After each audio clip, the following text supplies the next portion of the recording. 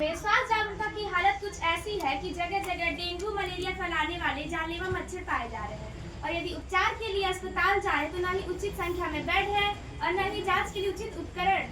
दवाइयाँ और डॉक्टर का क्या ही कहना, दोनों समय पर उपलब्धि नहीं रहते। डॉक्टर है तो दवाइयाँ नहीं, दवाइयाँ है तो डॉक्टर नहीं।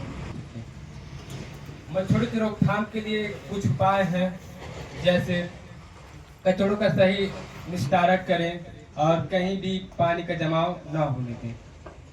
रही बात बेड और उपकरणों की, तो हमारे चिकित्सालय में बेड और उपकरण उचित मात्रा में है।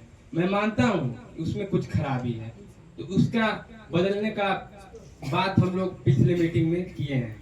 और साथ ही साथ सचिव जी से एक मीटिंग में बात हुई थी कि हर माह पास के गांव में डॉक्टरों की कमी पड़ गई है, तो उसके लिए हमारे गांव के डॉक्टर वहां पे स्थानांतरित हैं। यहाँ तक बात हो गई। दिन प्रतिदिन आधुनिक कृषि अपनाने के कुछ समय बाद से खेत की उपज प्रति दर कम होती जा रही है। हमारे ऊपर कर्ज बढ़ते जा रहे हैं। ऐसे में एक गरीब किसान क्या करे?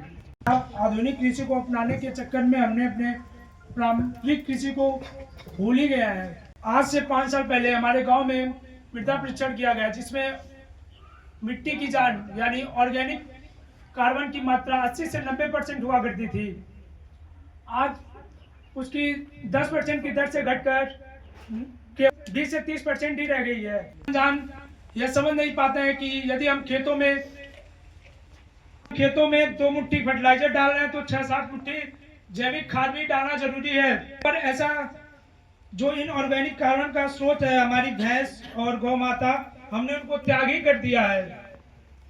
आप अपने पारंपरिक कृषि हमारी संस्कृति को नवजीवित कर सकते हैं, भैंसे और गौ माता को पाल सकते हैं।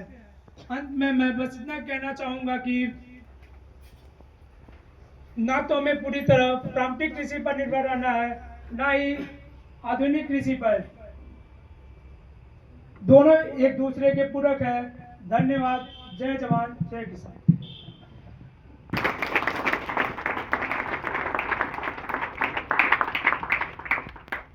मुझे नहीं लगता कोई और समस्या बची हो सकता है। कोई और कुछ कहना चाहता है, गांव वासी हो या आज की ग्राम सभा के लिए प्रमुख निर्णय है सड़क निर्माण के लिए जल्द से जल्द फंड पास कराए जाए, सोलर पैनल का काम शुरू करा दिया जाए, चिकित्सालय पर ध्यान दिया जाए, संजय जी चिकित्सा, और उस 1 हफ्ते के अंदर जल्द से जल्द उन्हें प्रदान कराया जाए। यह हमारे ग्राम पंचायत की पूरी जिम्मेदारी है कि इन बातों के संबंधित कोई भी शिकायत आगे नहीं सुनने की मिलेगी। और अब मैं चाहूंगा कि हमारे सरपंच जी मैं सभी उपस्थित जनों का धन्यवाद देता हूं। आप सभी ने जिम्मेदार नागरिक सहयोग एवं लोकतांत्रिक मूल्यों का उत्कृष्ट पालन किया है। आज के लिए गए निर्णय हमारे गांव के अस्थायी विकास की नई नींव रखेंगे। मैं मॉडर्न यूथ ग्राम सभा का सरपंच होने के नाते इस सत्र की सभा को समाप्त करने की घोषणा करता हूं।